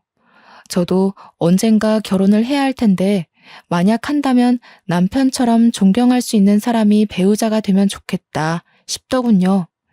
그래서 결혼을 했죠. 남편은 서울 토박이라서 나이 30 후반이 될 때까지 한 번도 독립을 해본 적이 없다고 결혼을 하고 나서도 시댁에서 지내는 거 괜찮냐고 묻대요. 좀 망설이고 있었더니 남편이 뒤이어서 하는 말이 저는 합가를 승낙할 수밖에 없었어요. 너도 알지? 우리 아빠가 시각장애인이시잖아. 좀 오래됐는데 우리 가족 먹여 살리려다가 변을 당하신 거라서 나는 내 탓도 있다고 보거든. 그래서 아빠를 엄마 손에만 맡겨놓을 수가 없겠더라고. 나도 아빠가 눈을 잃은 거에 책임이 있는데 나만 집 나와서 편하게 살 수는 없잖아. 엄마도 혼자서 마음고생 심할 텐데. 내가 어른이 됐으면 그걸 자유라고 누릴 게 아니라 이젠 내가 우리 가족을 지키는 가장이 되어야겠다고 생각했지. 그래서 지금까지 독립 필요성을 못 느꼈던 거야. 결혼하기 전에 시아버지가 시각장애인 2급이라는 건 알고 결혼을 했다만 합가 얘기랑 그 이유에 대해서는 처음 들었습니다. 시아버지가 노동일을 하다가 눈을 다쳐서 그렇게 된 거라고 들었거든요. 빛이나 형태 정도만 감지할 수 있다고 하네요. 집안에 자녀가 남편밖에 없는 데다가 남편이 군대까지 가는 바람에 벌이가 더 힘들어질지도 몰랐는데 남편이 대학을 포기하고 학점 은행제로 빨리 복지사가 돼서 돈을 벌기 시작해 다행히도 집안이 크게 무너지진 않았다고 합니다. 굳이 직업을 복지사로 정한 이유도 시아버지 때문이라고 했어요. 남편이 공부를 잘하는 편이 아니었는데 시아버지에게 도움을 줄 수 있는 직업을 찾다 보니 그나마 복지사가 가장 접근하기 쉬웠다고 그러네요. 저는 남편의 이런 모습에 반해서 존경을 하는 거였는데요. 역시나 효심 깊은 마음에 감동받아 합가를 허락하게 된 거죠. 시댁에서는 저를 아주 환영하며 받아주셨습니다. 이미 저희가 지낼 수 있는 방을 내주셨는데요. 큰 집도 아닌데 안방을 저희한테 내주신 거 아니겠습니까? 이건 젊은 사람으로서 도리가 아닌 것 같아 시어머니께 말했는데요. 신혼인데 제대로 즐기지도 못하고 이런 코딱지만한 집에 들어와 살게 생겼는데 안방은 당연히 내줘야지. 더 못해줘서 마음 안 좋다고 했잖니. 앞으로도 우리가 너한테 해줄 수 있는 게 많이 없어. 그리고 내 아들이 이제 네 남편이 됐잖아. 그렇다 하더라도 시애비 눈이 절해서 계속 돈이 들어갈 텐데 그 돈을 너희한테 안 줘도 된다고는 우리가 말 못하거든. 염치 없지만 우리는 아들한테 계속 생활비를 받아야 하는 입장이니까 너희한테 최대한 해줄 수 있는 게 고작 이런 것뿐이야. 그러니 받아주면 안 되겠니? 시어머니가 이렇게 부탁하게 만들려고 안방을 나가겠다 말한 게 아니었거든요. 그런데 시어머니가 너무 미안해하며 사정하며 부탁을 하니 더 이상 거절하는 것도 예의가 아니라고 생각했죠. 하는 수 없이 저희 부부는 제일 넓은 안방을 사용하게 되었고 시어머니와 시아버지는 화장실 옆에 있는 작은 방을 이용하게 되었습니다. 그래서 저는 더더욱 시부모를 잘 모셨습니다. 시키지 않아도 집안일을 열심히 도맡았고 남편이 마련한 생활비에 제 돈까지 보태어 시부모님의 진심에 보답했답니다. 한날은 안방에서 잠을 자기 전이었는데요. 내일이 주말이다 보니까 남편도 저도 일부러 늦게까지 불을 켜고 대화를 하며 놀았어요. 그러다 보니 자연스레 집안 얘기가 나오게 되었고 남편은 시아버지 얘기를 꺼내게 되었죠. 마음 같아선 내 각막이라도 떼내서 아빠한테 주고 싶은데 아빠가 창창한 젊은이 앞길 막을 일 있냐고 화를 얼마나 내시던지. 너무 완강하셔서 시도조차 못했어. 자기는 늙어서 더 이상 쓸모도 없고 이대로 안 보여도 상관없다고. 집이 잘 사는 것도 아닌데 누군가 일을 해야 한다면 젊은 내가 해야 하는 게 맞지 않냐고 하시는데 할 말이 없더라고. 그동안 가족들 다 많이 힘들었겠다. 특히 아버님께서 많이 무서우셨을 것 같아. 당신 군대 가기 전에 그렇게 되신 거면 그래도 몇 년은 된 건데. 그동안 다른 기증자가 한 명도 없었던 거야? 물심양면으로 찾았지. 기증하겠다는 사람은 많은데 정작 검사하면 기증할 수 있는 각막이 아닌 경우가 대다수야. 그리고 이게 적은 확률로 부정 반응이 일어날 수도 있거든. 여러모로 쉽지 않아서 자꾸 미뤄지다 보니 어느새 지금까지 온 거지. 나도 내내 마음을 못 놓고 있어. 등록한 병원에서 연락을 기다리고 있기는 한데 그마저도 예전만큼 많이 오지는 않아. 정말 큰일이다. 아버님 마음고생만큼은 아니지만 어쨌든 식구들 다 같이 힘든 거잖아. 나도 아버님 불편한 거 없게 최대한 돕고 있기는 한데 볼 때마다 마음이 너무 안 좋아. 아버님 저렇게 좋으신 분인데 하늘은 참 무심하기도 하지. 속상해, 너무. 그렇지? 너는 기증에 대해서 어떻게 생각해? 네 말대로 기증이 쉬운 일은 아니잖아. 아무리 마음이 선하더라도 기증은 감히 마음먹기 힘들 수도 있는 부분이거든. 나도 당신이랑 생각이 같아. 기증이야말로 진짜 좋은 일이라고 생각해. 그건 천사나 다름없어. 나를 내주는 거잖아. 아무리 내가 죽은 후라지만 내 몸을 떼어내주는 건 결코 쉬운 일이 아니거든. 그래서 나 자기가 처음 기증의사 밝혔을 때 엄청 존경스러웠다? 나도 기증에 대해서 생각해보게 됐는데 솔직히 당신 보고 그 마인드에 반해서 나도 기증 신청한 거야. 내가 무슨 복이 있어서 이런 분에 넘치는 와이프를 만났는지 모르겠다. 넌 정말 내가 본 수많은 사람 중에 가장 따뜻한 사람이야. 능력도 없고 벌이도 부족한 나랑 결혼해줘서 너무 고마워. 우리가 한 3개월 시댁에 살았을까?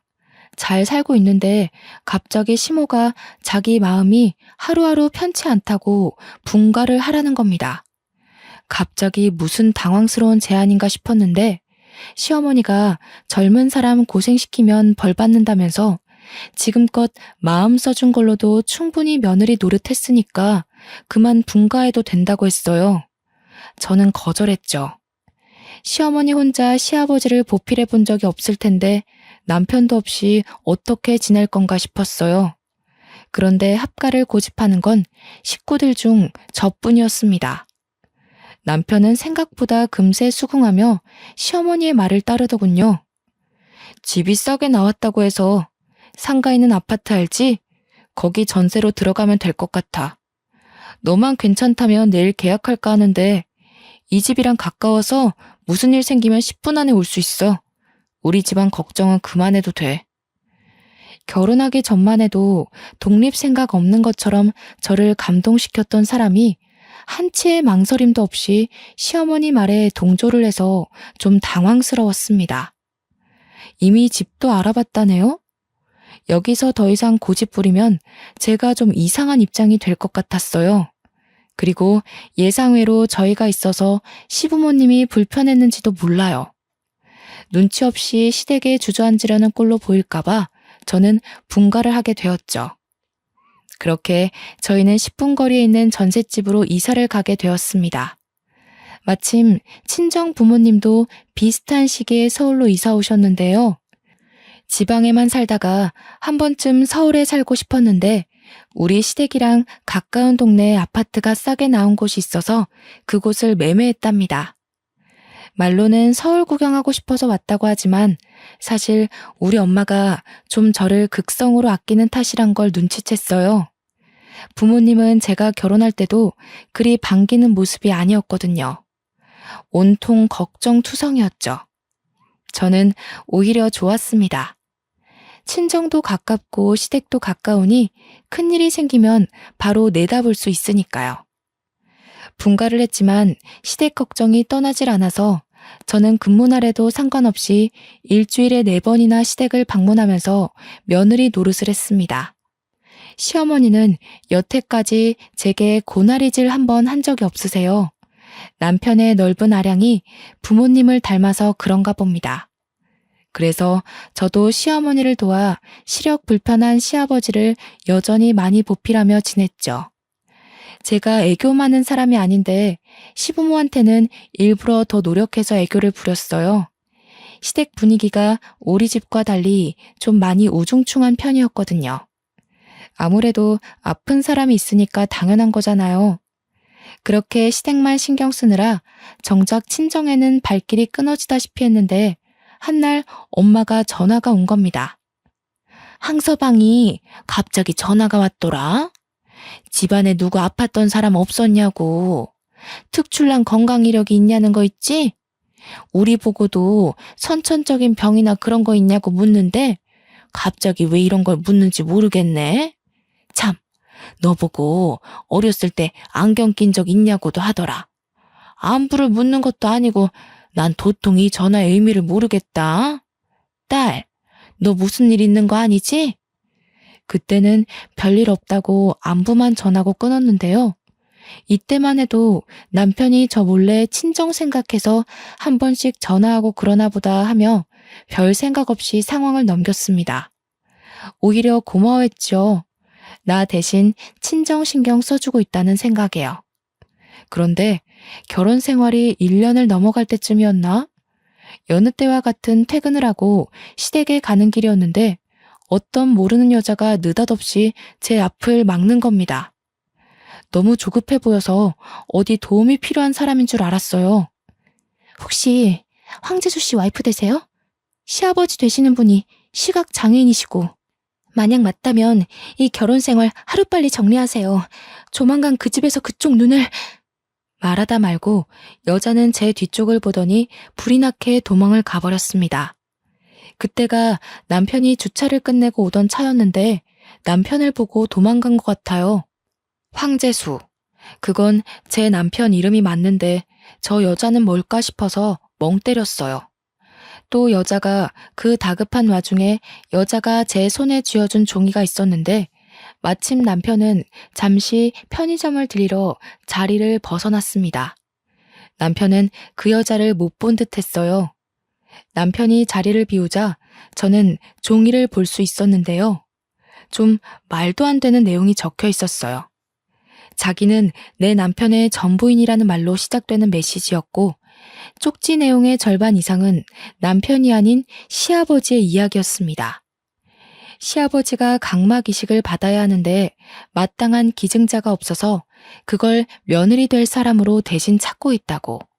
혹시 건강 이상에 가족력을 묻지 않더냐면서 기증 의사를 묻는 질문을 하지 않더냐고 갈수록 나한테 눈 얘기만 할 거라면서 그리고 결정적인 틈을 봐서 시아버지가 나중에 나한테 눈 한쪽만 주면 안 되겠냐고 얘기하는 날이 있을 거라고 이런 희한한 얘기의 쪽지였죠.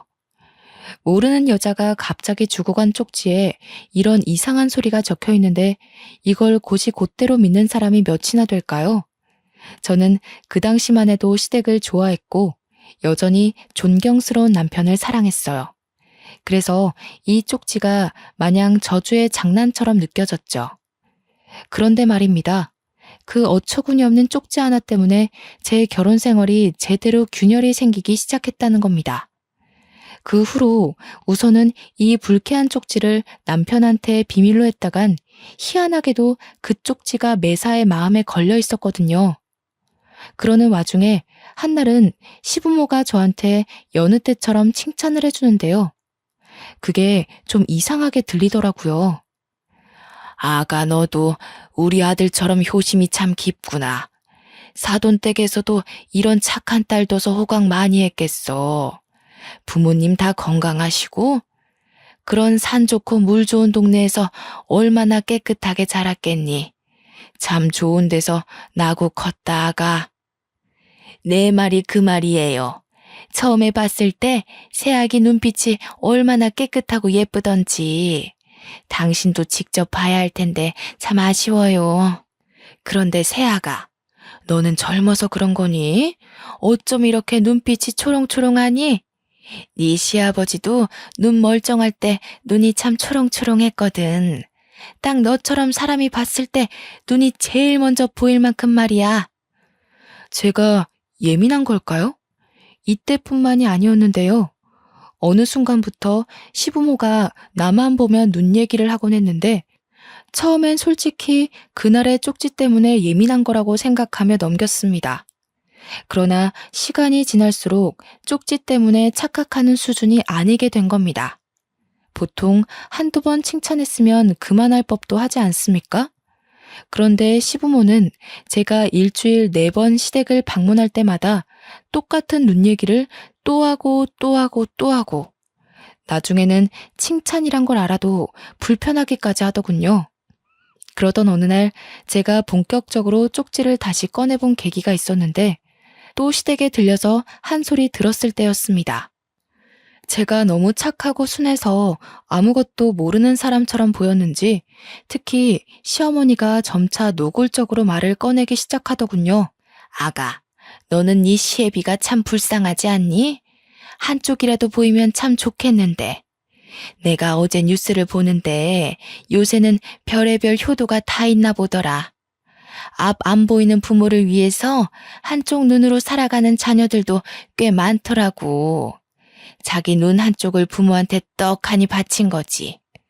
아무리 부모 자식 사이지만 그게 어디 쉬운 일이니? 그래도 애들이 얼마나 착하고 바람직하면 어른을 그렇게 공경할까? 난 참 어른 공경하는 사람들이 좋더라. 그래서 내가 새아가를 좋아해. 젊은 사람 같지 않게 참 바르고 착해서. 저는 평소에도 남편 없이 시댁에 오는 날이 많았는데요. 저만 보면 눈 얘기하려고 기다렸던 사람처럼 덤벼드는 시부모 때문에 점차 시댁 오는 걸음이 망설여지더라고요.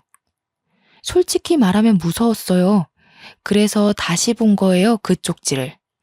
그런데 이건 좋게 돌려서 생각하려 해도 제 상황이 정말 쪽지대로 흘러가는 것 같았죠. 하지만 이상하잖아요.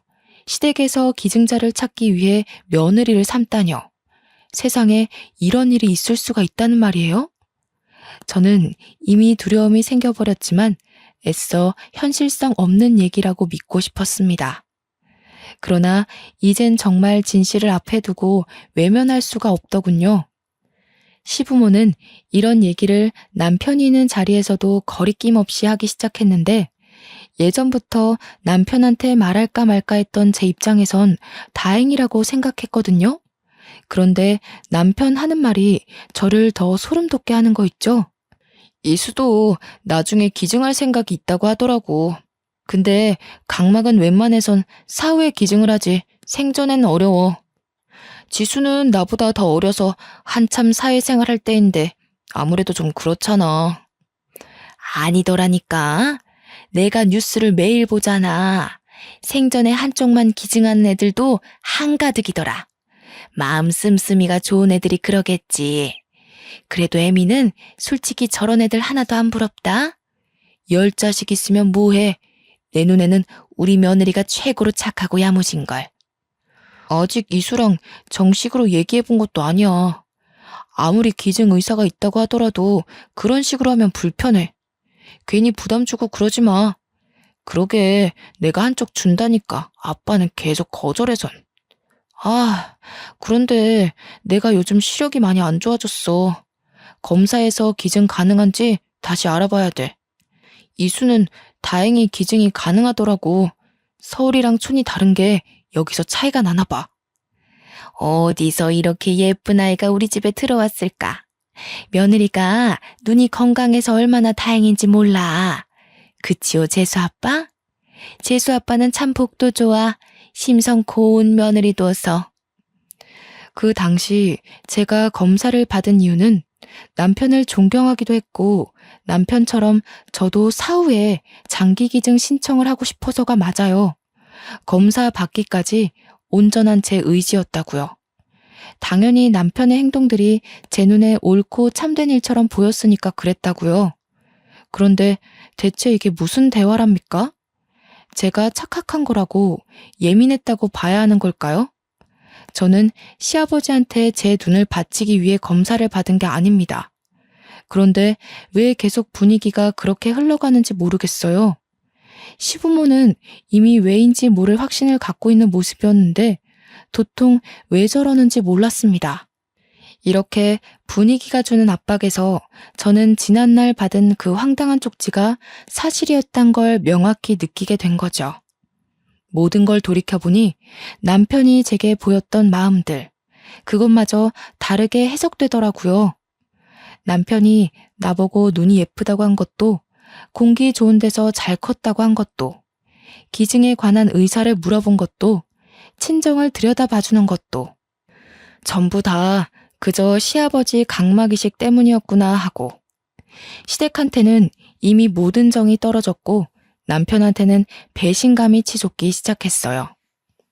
이 쪽지가 사실이라면 쪽지를 주고 간 전처의 존재도 사실이라는 건데 보니까 전처는 그날 남편을 보고 먼저 도망을 쳤었어요. 그렇다는 건 전처도 이런 상황을 겪고 무서워서 이혼을 했다는 거잖아요. 근데 그 이혼 사실이 서류에 없었다는 건 혼인신고를 안 했다는 뜻으로 이어지겠죠. 생각을 할수록 숨이 막히더군요. 그렇게 누구한테 털어놓지도 못하고 혼자서 끙끙 앓기만 하다가 또 한 번 시댁을 가게 되었습니다. 평소에도 시댁에서 같이 식사하는 자리는 많았는데요. 그런데 그날이 제가 참지 못하고 시댁을 박차고 나와서 이혼까지 생각하게 된 계기였죠. 세아가, 어디 아픈 건 아니지? 이번 주 내내 통 얼굴 빛으로 안 와서 걱정 많이 했어. 몸이 안 좋은 거야? 그 건강하던 애가 무슨 일이라니? 서울 생활에 탈이라도 나서 그러나? 당신 엄마 아빠 보러 안 왔어? 일주일가량 꼬박 들리던 사람이 갑자기 왜? 몸이 진짜 안 좋아서 그래? 병원 갈까? 안 좋으면 나한테 말을 하지 그랬어. 어디가 안 좋은데? 새아기 몸이 안 좋으면 안 되지. 저녁은 됐으니까 얼른 며느라기 데리고 병원이나 다녀오너라. 우리 집안에 들어온 귀한 식구인데 남의 자식 아프게 만들어서야 되겠나. 어여 병원 가. 우리는 괜찮으니까. 아프다고 말한 적도 없는데 제가 그저 매번 오던 발길을 끄느니 본색을 더 빨리 드러내시더라고요. 다들 안절부절 못하는 거 있죠? 아무것도 몰랐다면 저는 이런 시댁에 또 감동받고서 제 몸 불살라 시부모에게 효도를 했을 거예요. 그런데 지금은 그저 소름만 돋더군요. 숨통이 갑갑한 걸 겨우 참고 저는 괜찮다며 저녁 식사 앞에 앉았습니다. 고개 한번 안 들고 말 한마디 안 하며 꾸역꾸역 밥을 먹고 있는데요. 조용하던 집안에 시어머니가 찬물을 끼얹는 거 아니겠습니까? 새아가, 네가 나이가 이제 막 40이 됐지? 그럼 그렇게 막 젊지도 않다. 여자들은 경제생활 그리 길게 안 해도 되거든. 든든한 남편이 먹여 살려줄 텐데 벌이 걱정은 더 할 필요가 없단 말이지. 너희들도 이제 아이 가질 준비를 해야 하니까 일도 차차 정리하는 게 어떠니? 일을 정리하라고요? 멀쩡히 잘 다니고 있을 일을 갑자기 왜 정리하나요? 아직 아이가 생긴 것도 아니고 남편은 아이 생각이 없다고 해서 저도 그렇게 따르고 있었는데요. 옛날이야 그랬지. 요즘엔 얘도 지 새끼 낳고 싶은데 너 몸 걱정해서 말 못하고 있더라고. 다음 달부터 임신 준비하도록 하고 일은 그만 정리하는 게 좋겠다. 그래서 말인데 어차피 앞으로 육아하면서 집에서만 지낼 건데 혹시 네 시애비한테 각막 한쪽만 기증할 생각 없니? 그럼 우리가 정말 평생 은혜 갚을게. 손주도 너 힘들다고 하면 우리가 다 키울게. 그런 건 걱정 말어. 그래, 내가 자기 극진히 보살펴줄게. 우리 아빠 앞만 보이면 잘 살아가실 분이셔. 우리 도움 같은 건 전혀 필요 없으실 거라 나는 온전히 당신만 신경 쓸 수 있거든. 내가 정말 공주처럼 보살필 수 있어. 옆에서 시아버지는 말없이 식사만 했고 옆에 앉은 시어머니가 제 손을 잡으며 말하는데 남편이 저를 아이처럼 어르고 달래는 겁니다. 그 순간 저는 시댁에 있는 게 너무 무서워서 밥 먹다 말고 그 집에서 나와버렸습니다. 집으로 가는 길이 10분인데 친정으로 가는 길은 한 15분 정도 걸리거든요. 그런데 그 짧은 거리의 밤길마저 공포스럽더라고요. 너무 무서워서 엄마한테 전화하려고 했어요. 그때 남편이 뒤늦게 쫓아와 제 앞을 막더군요. 뭐야? 무슨 일인데? 갑자기 밥 먹다 말고 어디 가냐고. 내가 몇 번을 불렀는지 알아? 집에 엄마 아빠도 놀라서 나오려는 걸 내가 잠깐만 기다리라고 했어. 갑자기 왜 이래? 이제 그만 솔직하게 말해줘. 당신 나 만나기 전에 결혼했었어? 당신 지금 기증자 필요해서 나랑 결혼한 거야? 내가 촌에 산다고 하니까 내 눈이 건강해 보여서 나한테 접근한 거야? 뭐? 뜬금없이 무슨 말이야. 하나도 이해 못하겠거든? 여기서 이러지 말고 일단 안에 들어가자. 우리 부모님 놀라서 기다리고 있어. 가자 별일 아니라고 해명해. 좀 놔. 어떤 여자가 날 찾아왔었어. 당신 이름 얘기하면서 전부인이라고 하더라. 그런데 그러면서 하는 말이 뭔 줄 알아? 내가 정말 아직도 소름이 돋아서 저는 손을 떨어가며 주머니에서 쪽지를 꺼내 남편한테 주었습니다. 그 쪽지를 혹여나 들킬까봐 내내 몸에 지니고 다녀서 바로 건넬 수 있었어요. 남편은 그걸 읽어보더니 꽤나 당황하더군요. 제발 솔직하게 말해. 나랑 결혼한 이유도 아버님 각막 이식 때문이었어? 친정에 전화해서 우리 부모님 건강 이력 물어본 것도 이식 때문에 그런 거야? 몇 년을 시댁이랑 입 맞춰서 날 속인 거야? 무슨 소리야? 어디서 이런 말 같지도 않은 메모를 들고 와서 난리야? 고작 이런 것 때문에 지금 나랑 우리 부모님을 의심하는 거야? 앞뒤 상황은 따져보고 화를 내던가 해야지. 애도 아니고 무작정 이러면 어쩌자는 거야? 내가 틀렸다고? 그 쪽지 내용대로 아까 어머님이 나한테 눈 달라고 한 거 못 봤어? 당신도 나 어르고 달랬잖아. 그거랑 이 쪽지 내용이랑 뭐가 달라? 아닌 게 있어? 똑바로 말해, 고소하기 전에. 제가 세게에 몰아붙이니 남편이 주춤하며 말을 얼버무리기 시작하더군요. 그 꼴이 제가 사기당했다는 걸 그대로 드러내주고 있는 셈이라 눈물이 났어요. 남편을 정말 존경했는데 이런 소름 끼치는 생각을 하는 사람이었다니. 몇 년을 함께한 결혼 생활과 남편을 보면서 느꼈던 무한한 존경심이 무너지는 순간이었습니다. 그때 시어머니 뒤늦게 쫓아왔더라고요. 저는 이왕 할 말을 터뜨린 거 시어머니에게도 망설이지 않고 따졌어요. 어머님, 어떻게 이러실 수가 있으세요? 제가 어머님 아버님께 얼마나 잘했는데요. 저를 고작 기증자로만 생각하고 잘해주셨던 거예요? 남편이 결혼했다는 건 왜 숨기셨어요? 저희 혼인신고 늦게 하라는 것도 다 이런 이유 때문이었어요? 전부인은 기증 안 해줘서 쫓아내신 건가요? 뭐라고? 어머머, 이 말하는 거 좀 봐라. 어른 앞에서 눈 똑바로 뜨고 덤비는 것 좀 봐. 그래, 그랬다. 그게 왜? 같은 식구면 어려울 때 도울 수도 있는 거지. 남 도와주는 건 쉬우면서 식구 도와주는 건 그렇게 싫디? 요즘 애들은 이기적이어서 효도도 할 줄 모르던데. 너도 결국엔 똑같구나. 식구요? 혼인신고도 못하게 해놓고 식구라고요?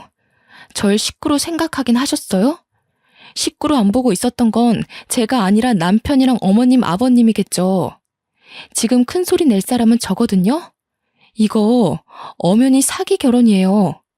도대체 얼마나 더 이런 식으로 사람 인생 망치려고 했던 거예요? 정말 무섭고 소름이 끼쳐서 마주하고 있기도 무섭네요. 바락바락 대드는 제 말에 시어머니가 뒷골 잡더군요. 남편은 그대로 자리를 떠버린 저를 붙잡으려 했으나 시어머니가 혈압 올라 주저앉는 바람에 그러지도 못했습니다. 잘 됐죠. 저는 짐 챙길 생각도 않고 바로 친정을 찾아갔어요.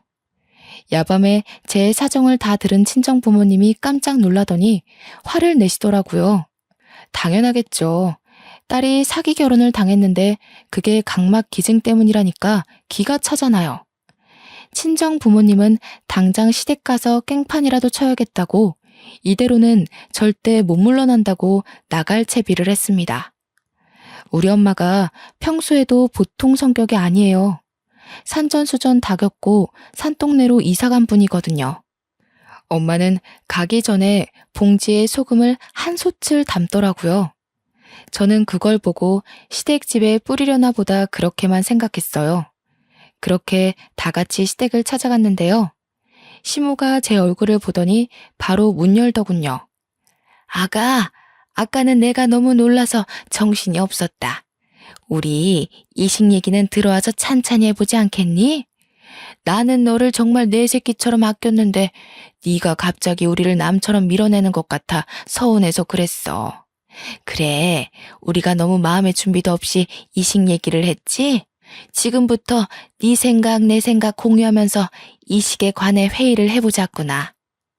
시어머니는 대놓고 이식 얘기를 하며 아예 저를 기증자로 보고 있었습니다.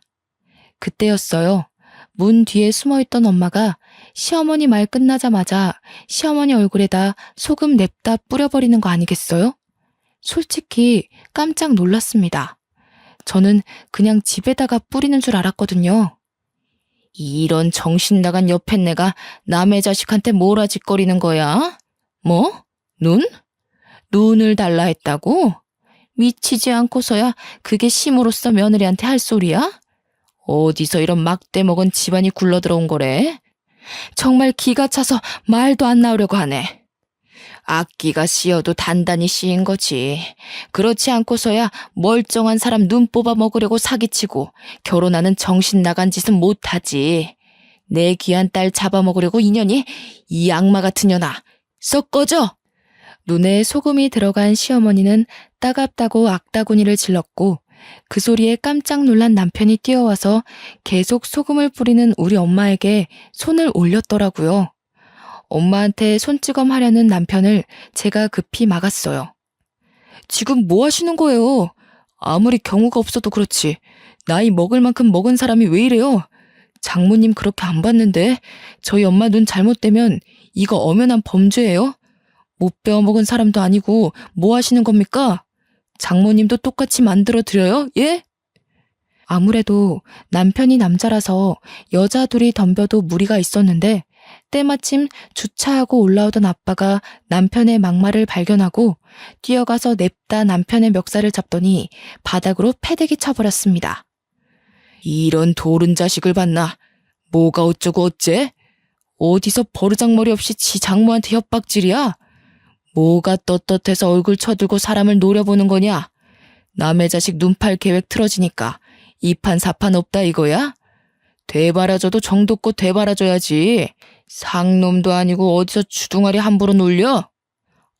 아버님, 제 뜻은 그게 아니라 눈이 얼마나 소중한데 남의 어머니 얼굴에다 소금을 뿌리시면 눈이 실명될 수도 있다고요. 이거 범죄인 거 아세요? 범죄? 범죄를 아는 놈이 내 딸 끌어들여서 눈 파먹을 계획을 하고 있어? 분명 우리 딸 데려갈 때 눈물 한 방울 안 흘리게 하겠다고 다짐하지 않았나? 아, 그게 아예 눈을 뽑아버리겠다는 거였어? 어? 이런 끔찍한 놈을 봤나? 너희 집 식구들은 입이 1000개라도 닥치고 있어야 할 판이야. 그 와중에 시아버지는 눈이 안 보이니까 큰 소동이 나도 현관문 쪽으로 나오지 못하더군요. 아빠는 남편에게 마지막으로 한 방 더 먹였는데요. 그렇게 각막 이식해주고 싶으면 아들이 직접 두 쪽 다 해주면 되겠네 하면서 엄마 손에 조금 남은 소금을 앗아가 남편 얼굴에 확 뿌려버린 겁니다. 남편도 자기 엄마처럼 똑같이 따갑다며 소리치다가 앞이 안 보이니까 주저앉으면서 우리 아빠 다리를 잡고 매달리는 거 아니겠습니까? 시어머니는 눈을 씻으러 간 건지 화장실로 들어가서 나와보질 않더군요. 장인어른, 잘못했습니다. 죄송해요. 아무리 급했어도 이수는 건드리면 안 되는 거였는데 정말 죄송합니다. 그렇지만 이수 좋아하는 마음은 진심이에요. 절대 사기친 거 아닙니다. 이수가 싫다고 하면 더 이상 이식 강요할 생각 없었어요. 그냥 의견만 들어보려고 했던 거라고요. 상식을 똥구멍으로 처먹었나? 강요 안 했다는 놈이 우리 딸이 쫄딱 겁먹고 울면서 친정을 찾아오게 해? 무섭다고 살려달라고 해? 너 이 자식 사람 잘못 골라도 한참 잘못 골랐어. 감히 내 자식을 건드린 죗값이야. 다시는 이수 찾아올 생각 말고 위자료나 준비해. 아빠는 마지막으로 남편을 발로 차고서 우리를 데리고 엘리베이터 타고 건물을 나왔습니다. 다행히 낡은 아파트라 복도에 CCTV가 없더라고요. 한 성격하는 우리 부모님 참 못 말리죠. 그래도 덕분에 든든했고 체증이 확 가라앉는 기분이었어요. 왜 진작 말하지 않았을까 후회까지 되더라니까요. 그리고 저는 신혼집에 짐도 다 버리고서 급하게 고향으로 내려와 버렸네요. 부모님도 서울하면 치가 떨린다면서 집을 정리했고 같이 본래 살던 집으로 돌아왔죠.